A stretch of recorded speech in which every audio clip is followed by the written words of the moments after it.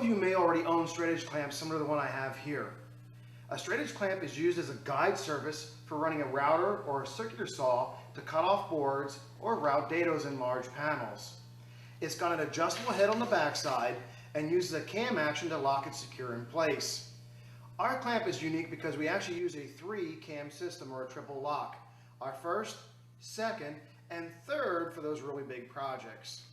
The way this clamp is used, we can secure it onto a project, slide our head assembly, lock the cam down in place, grab our router with a straight bit, and run that across there for doing a dado or trimming off a project. What we've done is taken this idea and improved on it. They're called our twin clamps. I've got a few of them back here. Let me show you how they operate. Like on the straight edge clamp, you'll notice that we have a single straight edge clamp on the top side. Now we've increased the width of our extrusion, making it one solid secure surface to work off of, and then incorporated a second clamping device on the bottom side. This allows us to secure the clamp to the workbench and then the project in top of the clamp. Essentially, we're turning your workbench into a giant vise. It works just like a straight edge clamp. Set it down onto your workbench, slide it forward until the head hits the edge of your workbench or sawhorses, slide the bottom head assembly up, and lock the cam into place, and we're nice and secure.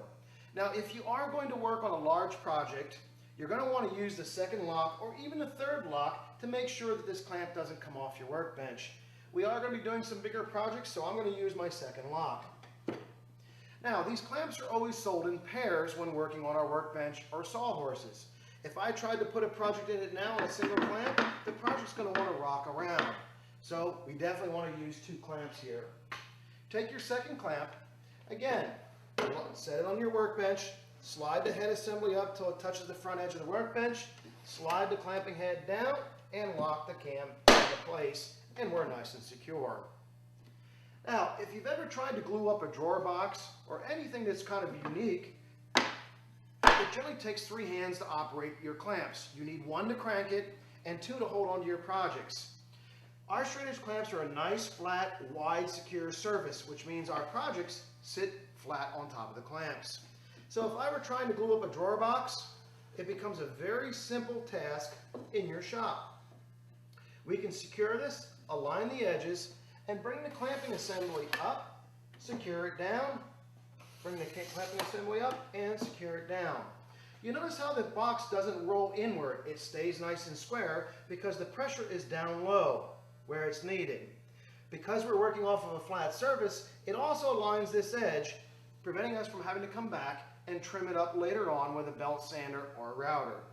Now, if you are working on a small box like a jewelry box and you need to put some hinges in the top of it, you can leave it secured right in the clamp, bring your router over, and router out for your hinges. It's a nice stable surface to work off of. Another difficult project to work on is assembly of cabinets.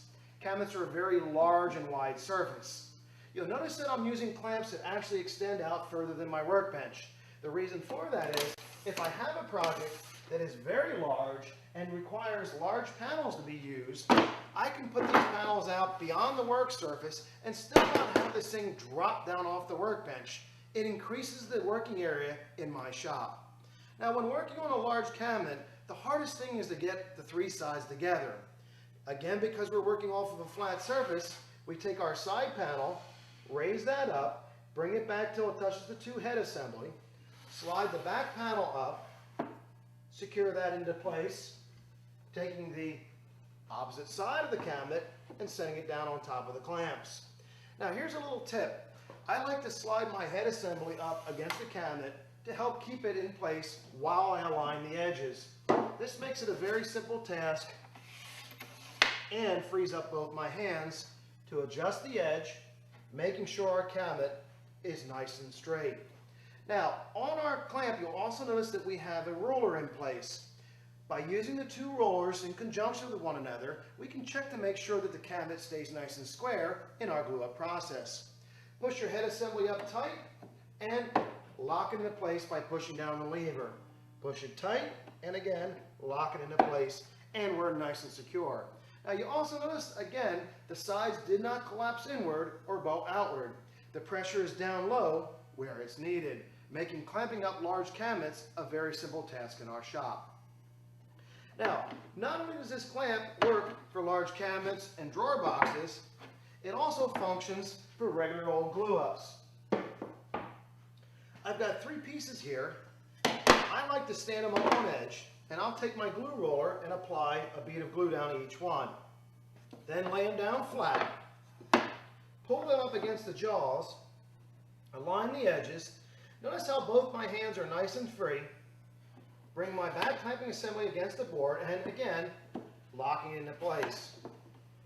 Now, most of you right now would wait for the glue to dry, but because we're still in a clamp and our jaws are a low profile, I can actually take my random orbit sander or belt sander and start working on my project right away.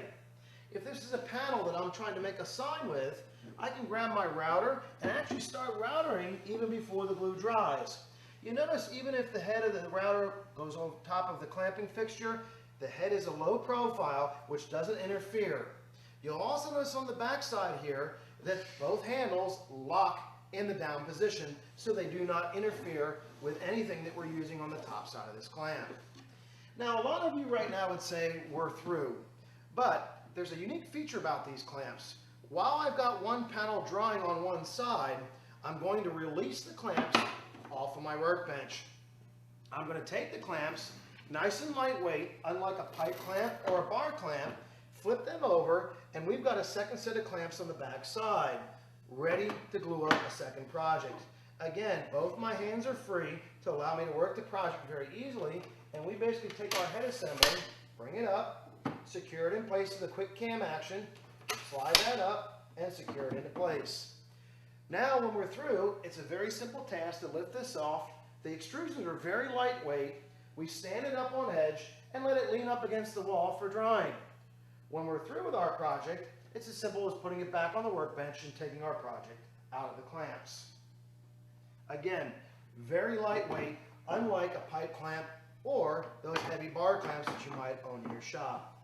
Now what we're going to do here is we're going to secure this back on our workbench and finish doing our sanding. Open the jaws back up, flip the clamp back over, slide the head assembly back up against the workbench, and lock it down into place. Slide it back in and lock it back in place, and we're just nice and secure on that workbench again.